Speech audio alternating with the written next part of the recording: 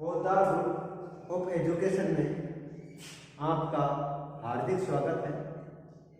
आज हम BA first year के अंतर्गत सम्राट अशोक का अध्ययन करेंगे। अशोक का प्रारंभिक जीवन, अशोक का प्रारंभिक जीवन।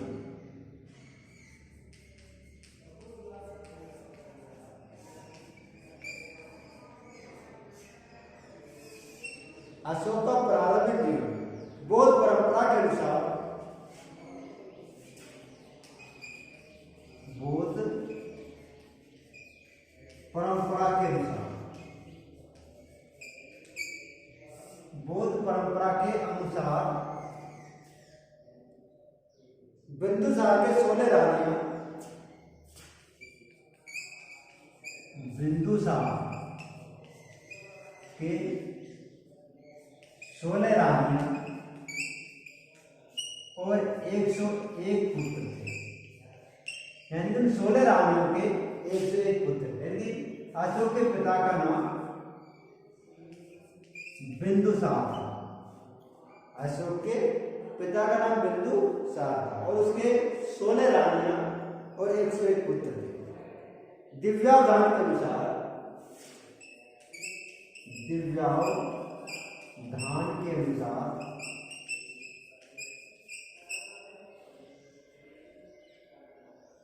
अशोक,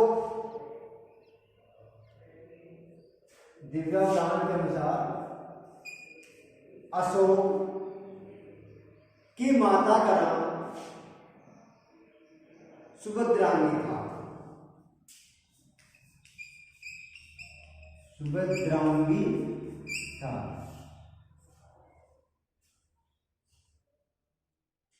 सुभद्रांगी था, सुभद्रांगी। दिव्यावधान के अनुसार अशोक की माता का नाम सुभद्रांगी था, जो चंपा के ब्राह्मण की कन्या थी। जो चंपा के शासक, चंपा के एक ब्राह्मण की कन्या थी।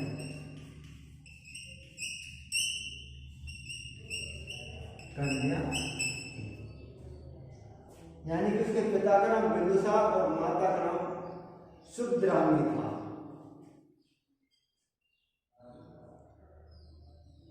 उसी से अशोक तथा वृत्ताशोक 2 पुत्र हुए। यानी कि सुभद्रांगी से अशोक, एक तो अशोक था, दूसरा का नाम था वृत्ताशोक। वृत्ताशोक, यानी कि उसके 2 पुत्र हुए थे, अशोक और वृत्ताशोक। यानी कि इसको तिस्य। अशोक एक सौतेले भाई सुशील भी था। अशोक का एक सौतेले भाई, सौतेला भाई सुशील भी था। सुशील भी, अशोक का एक सौतेला भाई सुशील भी था। सुशील बिंदुसार का सबसे बड़ा पुत्र था। सुशील बिंदुसार का सबसे बड़ा पुत्र था।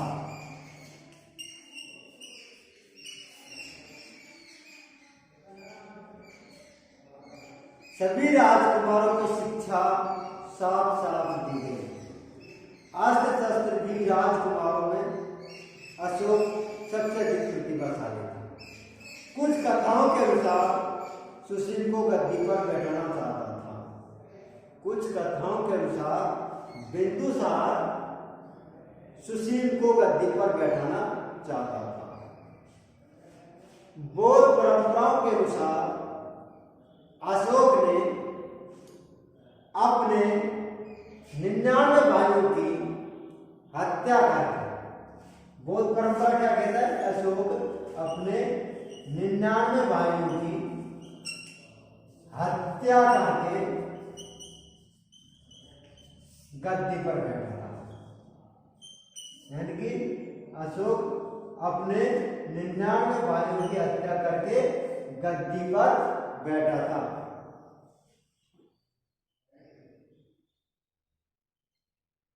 डॉक्टर बी स्मिथ इसका खंडन करते हुए लिखते हैं, अशोक की गद्दी पर बैठने के बाद विधिवत राज्याभिषेक होने में 269 ईसा पूर्व तक 4 वर्षों का विलंब हुआ। इस बात का प्रमाण है कि गद्दी पर बैठने के लिए संघर्ष तो अवश्य हुआ, लेकिन वह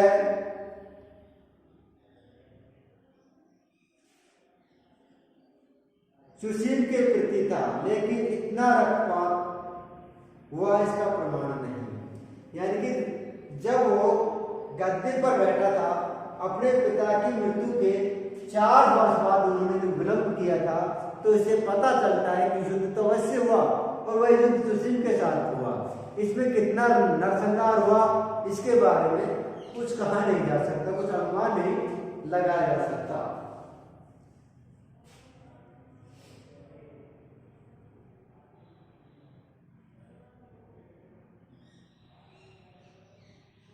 अशोक सिंहासन पर बैठने के बाद देवनाम प्रिय, अशोक सिंहासन पर बैठने पर देवनाम प्रिय यानी कि देवताओं का प्रिय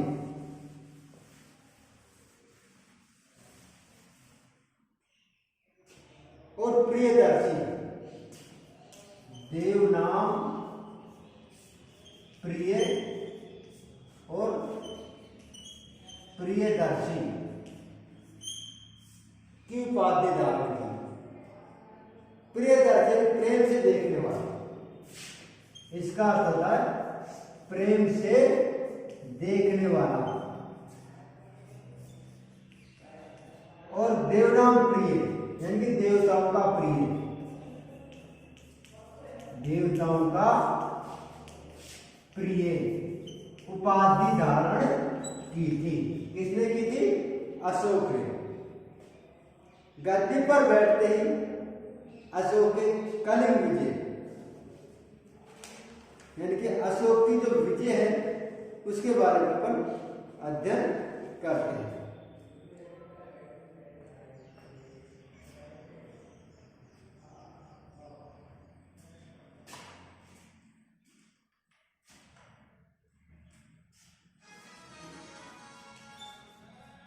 कलिंग विजय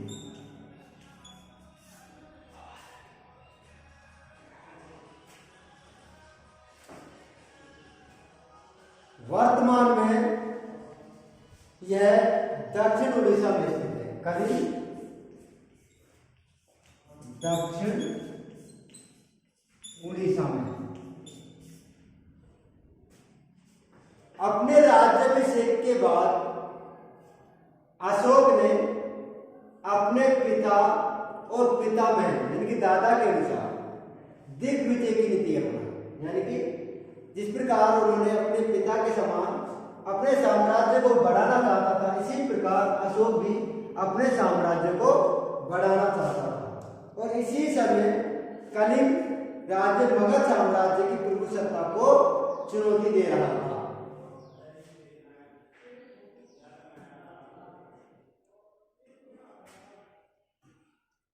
कलिंग को महापद्मनंद ने जीतकर मगध साम्राज्य में मिला लिया।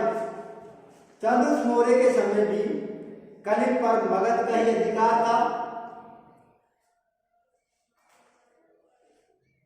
लेकिन बिंदुसार के समय वह स्वतंत्र हो गया था। बिंदुसार के समय वह स्वतंत्र हो गया था। अब अशोक जैसे महत्वाकांक्षी शासक के लिए कलिंग पर आक्रमण करना जरूरी हो गया। कुछ इतिहासकार कलिंग पर आक्रमण करने के लिए यह बताते हैं कि स्थल मार्ग और समुद्री मार्ग पर व्यापार के लिए सीधा नियंत्रण करना चाहता था। स्थल मार्ग और समुद्री मार्ग यानी स्थल मार्ग और समुद्री मार्ग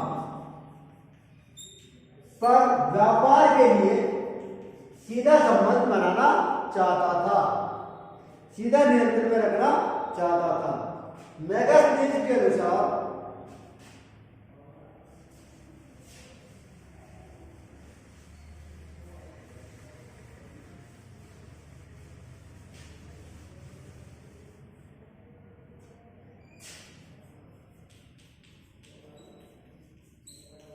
मेगास्थनीज के अनुसार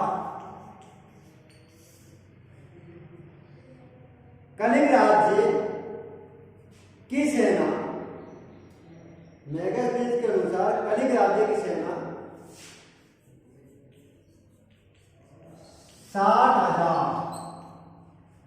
60,000 पैदल, 1,000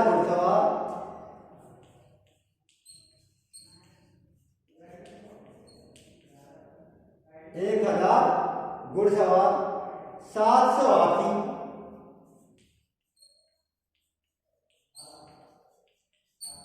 700 हाथी थे। अशोक ने अपने राज्याभिषेक के 8वें वर्ष बाद अपने राज्याभिषेक के 8वें वर्ष बाद यानी कि 261 ईसा पूर्व 261 ईसा पूर्व कलिंग पर आक्रमण किया।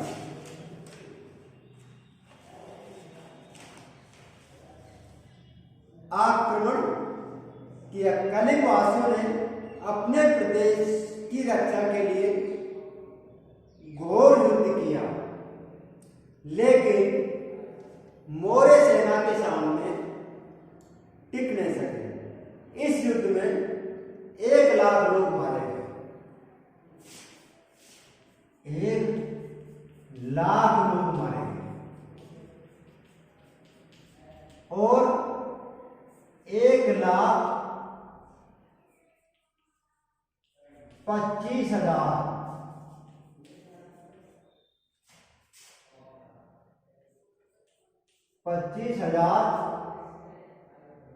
घायल हुए कि 1,25,000 1 लाख लोग मारे गए और 1,25,000 लोग 1,25,000 यानी कि 1.5 लाख भी पता थे किसी आंकड़े का घायल हुए और बंदी बनाए गए। इस युद्ध में इतना नरसंहार हुआ कि अशोक का हृदय कांप उठा और उसने कभी भी युद्ध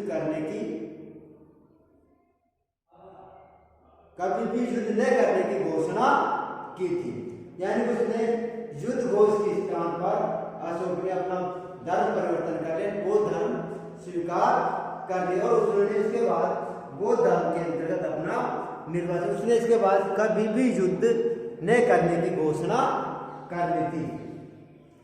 अब है अशोक की विजय।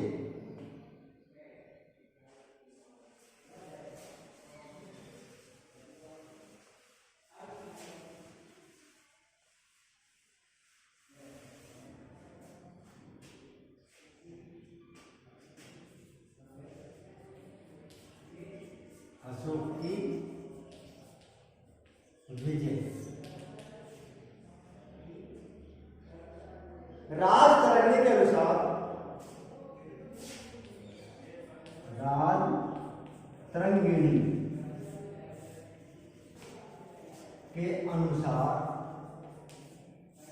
राजतरंगिणी के अनुसार अशोक ने कश्मीर की घाटी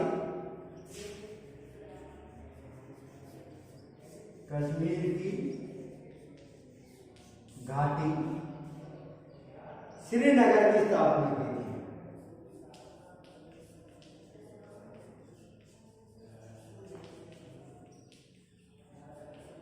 अशोक ने कश्मीर की घाटी श्रीनगर की स्थापना की थी। कुछ विद्वानों के अनुसार उसने कश्मीर को जीतकर मगध साम्राज्य में मिला लिया। उसने कश्मीर को जीतकर अपने साम्राज्य के अंतर्गत मिला लिया। यानी कि उन्होंने अपने साम्राज्य के अंतर्गत कई राज्यों पर विजय प्राप्त की थी। इसके बाद में और जो विजय है अशोक की, उसके बारे में अध्ययन अपन करते हैं।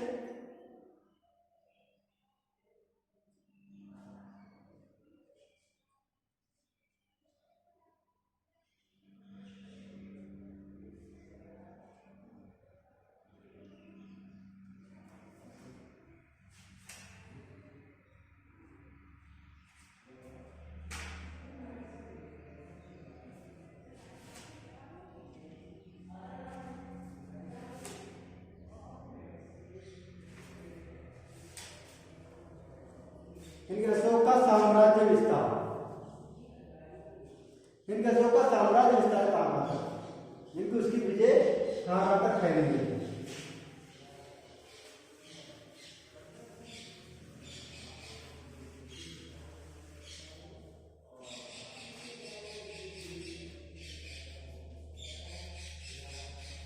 अशोक का साम्राज्य विस्तार।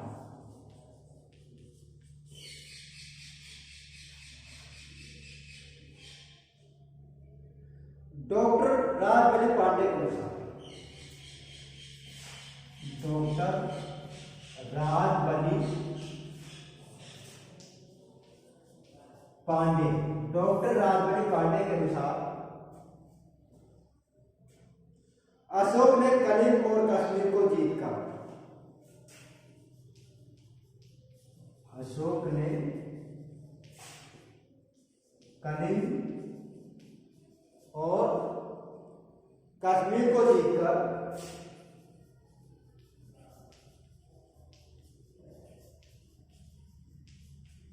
अशोक ने कलिंग और कश्मीर को जीतकर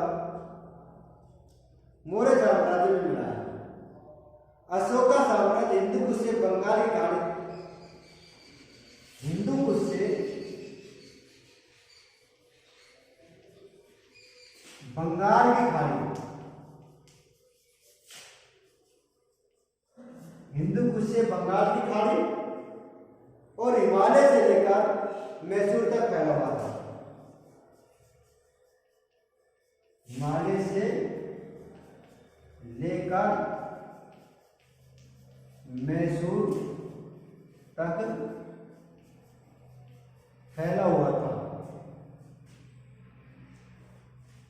इसके बाद में अशोक का धर्म, अगली वीडियो के अंदर अशोक के धर्म के बारे में अध्ययन करेंगे।